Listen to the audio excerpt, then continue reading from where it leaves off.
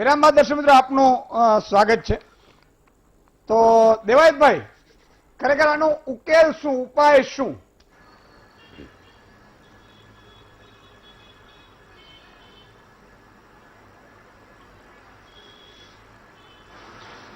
ઈશુભાઈ, આમ વાત કરું ને તો આમ તો પહેલી વાત કે કોરોના જ્યારથી 3 માર્ચ એટલે મીન્સ કે કોરોના આવ્યો ને એટલે મને તો એવું લાગે છે કે વઢકની વવે છોકરો જણ્યો હોય, બહુ લાઇટકો નીકળ્યો, બહુ લાઇટકો।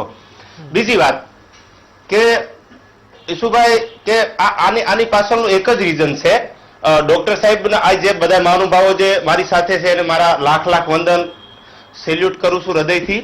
પણ એક વાત હું ચોક્કસ કહીશ, ડોક્ટર સાહેબ એવું કીધું કે હવે અમને થોડોક થાક લાગ્યો છે, અમને સેવા ઘણી કરી। સેવા શબ્દ આમાં લાગુ ના પડે, એકદમ ડેફિનેટલી। સેવા કોને કહેવાય કે આજ હું પ્રોગ્રામ કરું છું, પૈસા લઉં છું પ્રોગ્રામના, કે ભાઈ હું 2 લાખ રૂપિયા મારું બજેટ લઉં છું, તો હું એવું ન કહ્યું કે મેં તમારી ત્યાં સેવા કરી છે, મેં પેમેન્ટ લઈ લીધું ને। નિયમ ફોલો કરવો છે। તમે એક 40 રૂપિયાનું સેનિટાઈઝર 120 રૂપિયામાં મેં ખરીદેલું છે, ક્યાં ન્યાય છે બોલો? આપો ન્યાય।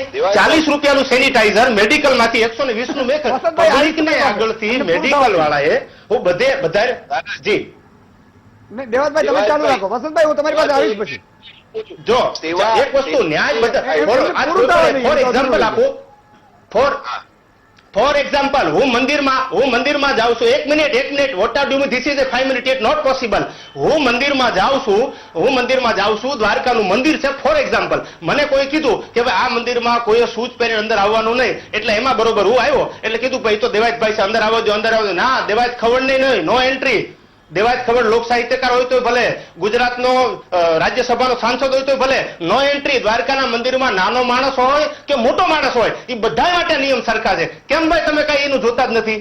એક જ તરફી તમે આમ કર્યું, તમે આ ભૂલ કરી, તમે આમ કર્યું। અરે ભાઈ બધા નિયમને સરકારના અમે 575 વાર બોલેલા છીએ, જ્યારથી લોકડાઉન આવ્યું ત્યારથી તમે સરકારના નિયમને ફોલો કરો, માસ્ક બાંધો, સોશિયલ ડિસ્ટન્સ રાખો। આ બધું કરવા છતાં આટલા બધા તહેવારો વ્યા ગયા, આટલા બધા ફંક્શનો વ્યા ગયા, ક્યાંય સોશિયલ ડિસ્ટન્સ નહીં, ક્યાંય માસ્ક નહીં। અત્યાર પાછું 2 દિનનું કર્ફ્યુ આપ્યું અને પાછા એમ કહો છો કે અમે સેવા કરી છીએ, હવે અમને પોરો ખાવા દો। અરે ભાઈ, એક પેશન્ટ પર્સનલ હોસ્પિટલમાં, પ્રાઇવેટ હોસ્પિટલમાં એડમિટ થાય એટલે 3 થી 4 લાખ રૂપિયાનો ખર્ચો છે। ભાઈ શું સેવા યાર? આમાં મને કઈ ખબર નથી પડતી, આમાં કોણ કોની સેવા કરે છે?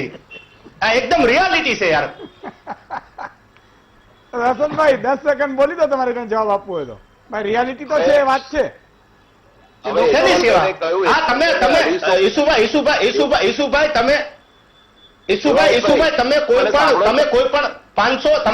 તમે કોઈ પણ 500 વ્યક્તિને તમારા પોતાના ખર્ચેથી જમાડતા હોય, સાહેબ પ્લીઝ વસંતભાઈ 1 મિનિટ, ખાલી 1 મિનિટ, તમે 500 વ્યક્તિને તમારા પોતાના ખીચાના પર્સનલ પૈસા જમાડતા હોય તો અમે કહીએ કે ભાઈ એકદમ તમારી સેવા છે, તમે બીજાના હિત માટેનું કાર્ય કર્યું છે, તમે લોકહિત માટેનું કાર્ય। સાહેબ આપણે તો આપણી ફરજ જે અદા કરી છે એનું ઋણ લઈ લઈશું, તો આપણી સેવા કેમ? હું પ્રોગ્રામમાં કેમ સેવા કરું? હું સેવા નથી કરતો ભાઈ, હું પ્રોગ્રામમાં પેમેન્ટ લઈ લઉં છું અને પ્રોગ્રામને સંભળાવું છું, પબ્લિકને રાજી કરું છું। એમાં મેં કઈ સેવા કરી યાર? મેં તો પેમેન્ટ લીધું, મેં પૈસા ખીચામાં લીધા છે યાર, મેં સેવા નથી કરી। આપણો તમે નથી, એકદમ રિયાલિટી છે। પ્રશ્ન છે, અમે આજ પણ આ હેતલબેન છે, હું છું, ઘણા ડોક્ટરો છે જે ફ્રીમાં અત્યારે હાલની તારીખમાં પણ ઘણા દર્દીઓને વોટ્સએપ પર પ્રિસ્ક્રિપ્ટ કરી આપીએ છીએ દવાઓ। એ એક પ્રકારની સેવા છે, તમને એની કોઈ વેલ્યુ ના હોય તો હું તમારી વાત સાથે એગ્રી થતો નથી। નંબર 1, નંબર 2, 3 થી 4 લાખ ની વાત કરો છો દેવાયતભાઈ, એમાંથી ડોક્ટરને કેટલા મળે છે? ખરીદો અમારે આ રીતે તમે ડોક્ટરોનું અપમાન કરો છો, હું બિલકુલ તમારું આ વાત સાથે સહમત નથી। તમે ડોક્ટરના ઘરે જાઓ, આજે ખબર પડશે શું પરિસ્થિતિ છે। નહીં, અપમાન નથી। પ્રજાની આગળ જે મને બધી ખબર પડે, જે પ્રજા પીલાય છે, પ્રજાની પીડા તમે નથી ઓળખી કે આજે પ્રજા કેટલી પીડાય છે। નાનામાં નાનો માણસ ખાવા લોટ નથી ઘરમાં।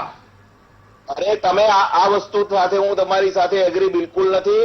તમે ઢોલ નગારા વાળાને ખાલી 800 રૂપિયા આપો છો અને પાર્ટીના 3 લાખ રૂપિયા લો છો।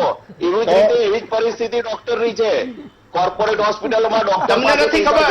એક મિનિટ, ઢોલ નગારા વાળાને કોન્ફરન્સમાં લઉં, 800 રૂપિયા આપું છું, કેટલા પૈસા આપું છું? નહીં,